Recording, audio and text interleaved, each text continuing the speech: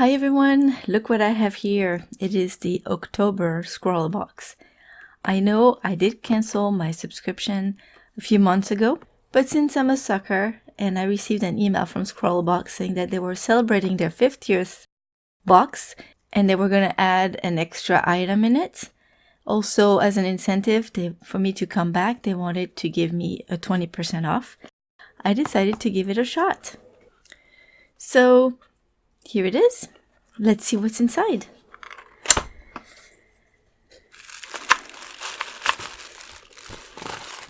And we will start with the print, which is really cute. Guessing liners and markers. Oh, okay, drawing with waffles. She's on YouTube and she's got a lot of really cool videos. Yeah, you should check it out. Here's her social media info right here.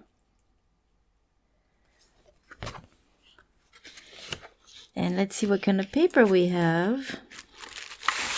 There's 2 sheets of... Oh, I wonder if it's the wallpaper by Canson. It's definitely great for markers. The wallpaper by Canson is something that doesn't bleed through at all. You can actually use alcohol-based markers on both sides. And it kind of feels like this. So, I don't know. It's pretty thick. So we'll see what we have in here. We will start with a Parma Violets. They're swizzles. They look like Smarties, basically.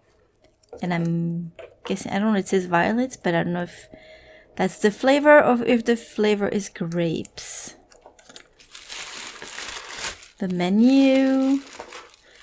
Oh, I wonder if there's a theme there, all purple theme. Look at this. Look at this sticker.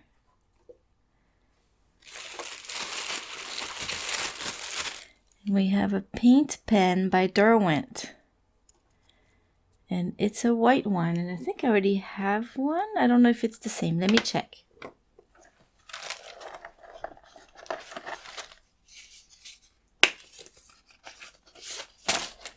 No, it's not the same, although they look alike, unless they have renamed their graphic pens.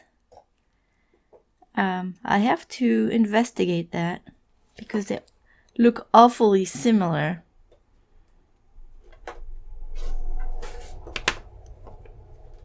But no matter, this one is a really good one. It's great on black paper too.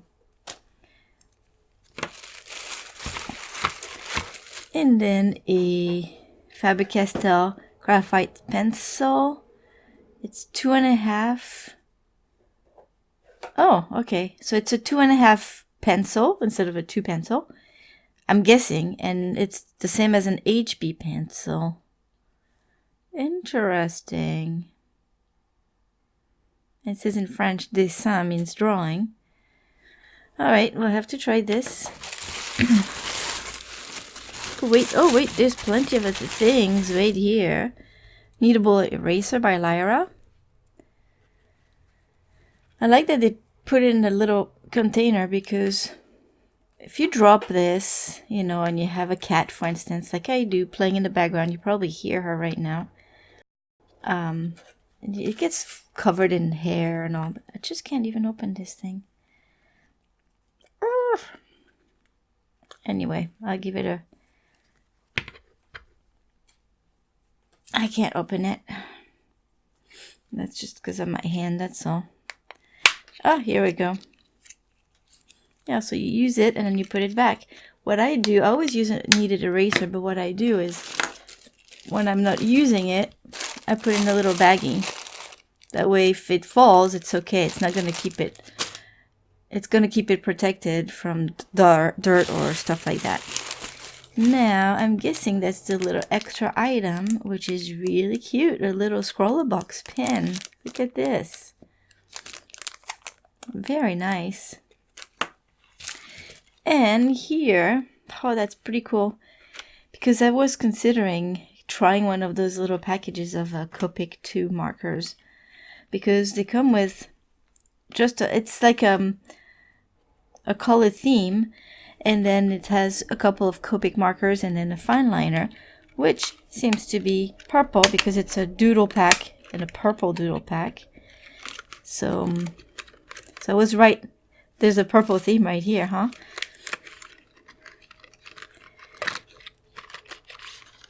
And so the Copic 2, oh, they're Chow, sorry. They're Chow markers. So you have a chisel tip and a brush tip. And then the fine liner. And it's a 0.3. I like this size. Those and 0.5, they're my favorite. Oh, and the color is wine. Interesting. So it's not purple, it's more like a dark red.